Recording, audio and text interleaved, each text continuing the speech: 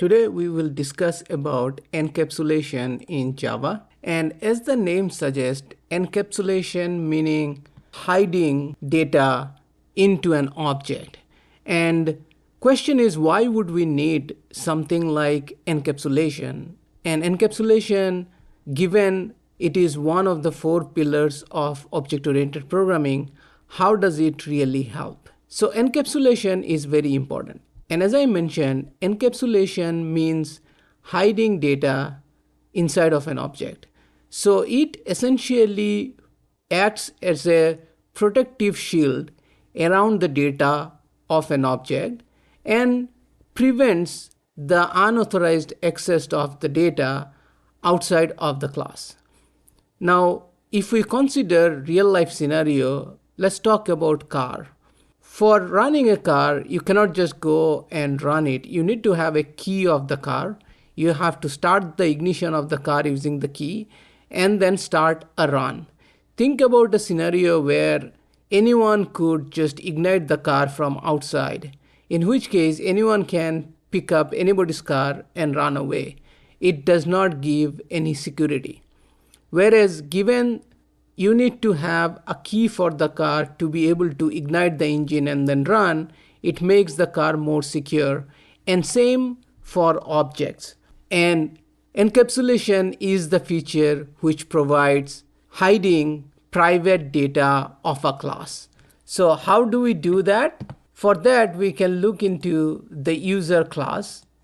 So let's say the user has a name and we declare public string name. Now this name is declared as public, and let's say we have a constructor which takes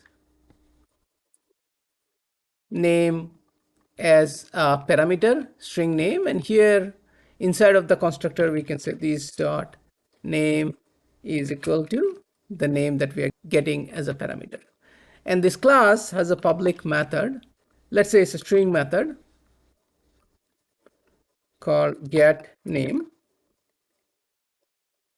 and this method just returns the name value. Now what happens? The idea is during the construction of the object, we are passing a name.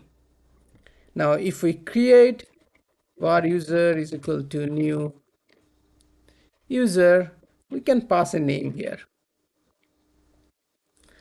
And then we can do system.out.println and we can print out the name here. User.getName. But we can also do user.name and set it to something else. Now this completely changes the state of an user, and this is something is unwanted because when we created the user, we have given the user an identity called John. And now think about you created an object and then someone goes and changes it throughout the application. It is not an expected behavior. And this kind of thing is very important when we are dealing with object from a data source. For example, a database. Consider the situation where you are working with data from a database and someone just comes in and updates the value outside of the class, in which case the class is not going to represent the actual state of the data in a database.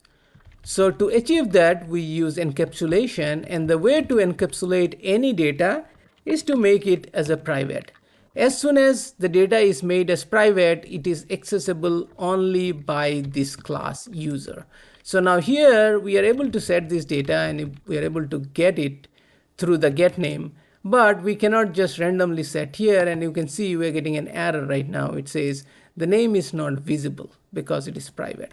So at this point in time, we have created the user class which encapsulates its data name inside of the class and prevents anyone from accessing it. So this is the main concept of encapsulation in Java. Now the question is, what are the different advantages of encapsulation? One advantage we already spoke about is hiding of the data. It is essentially a way of restricting data outside of the class or outside of the object, which of course helps in keeping the data immutable and making ensure that the data can be updated only by logic of that class rather than a random call from outside of the class. The other advantage is flexibility. It increases the flexibility because the data is hidden, the state of a class is hidden.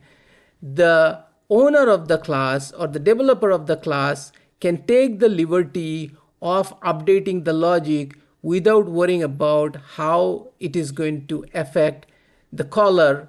And the third one is, of course, testing becomes much more easier because the data right now is controlled by the class itself. So in a test cycle, you are guaranteed the data of the class can be updated only by public functions that are exposed by the class or some internal logic of the class. It cannot be randomly updated by some other external function. It creates a very predictive outcome of a class, hence testing becomes much more easier. And the side effect of that is also being reliable. The class becomes much more reliable. And it also uses reusability. So these are the few advantages we get out of encapsulation. As I said, achieving encapsulation is as simple as setting the variables as private and then provide getter. In some cases, you might want to provide setter also for someone to set the data. But at this point in time, we have option to make the setting much more controlled as we can ensure we allow to set what we want. For example, if we create a set name here, which takes string name, here we can have some logic. For example, if we can say if name is not equal to null, or name dot length is greater than 0, or name dot contains, and we can provide a logic here. So we can say name should contain doctor if the user class is a doctor class. So in which case we can say, well, the name has to have doctor in it. And then if these conditions are met, then only we are going to set this dot name is equal to name. This condition should be and, not or. So if the name is not equal to null and name dot length is greater than or equal to 0 and name contains doctor, then only we are going to allow setting. Now in this method also we are allowing user to set the name from outside, but in a very controlled environment. We are dictating how the name should be passed. If it is not passed that way, there are ways to let the caller know. For example, we can throw an exception. The exception is another topic which I'm going to cover in one of the later videos. But this time the set name is much more control. So if we try to now do user dot set name, and here if we pass ABC, it is not going to set the name. Only way it's going to set the name if we say Dr. John. So here also we are allowing to update a private encapsulated data, but in a very controlled manner. So this is the main advantage of encapsulation and how it helps in an object-oriented programming. Now if we run this application, let's do the get name again. So this time we will see that, first let's change it. Let's change it back to ABC. Now this time we'll see that both the time it is going to print out John. So if we compile and run, you can see we get two Johns because the ABC is not going to set the name due to the condition we have set here. But now if we change it to Dr. John and compile and run, we should see Dr. John in the response.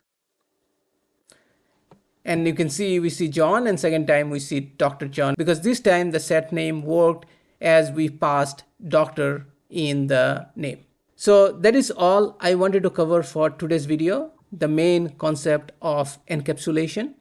If you like this video, please give it a thumbs up. And if you are new to my channel and you think you are getting value out of this channel, please subscribe to the channel. And thanks so much for watching this video.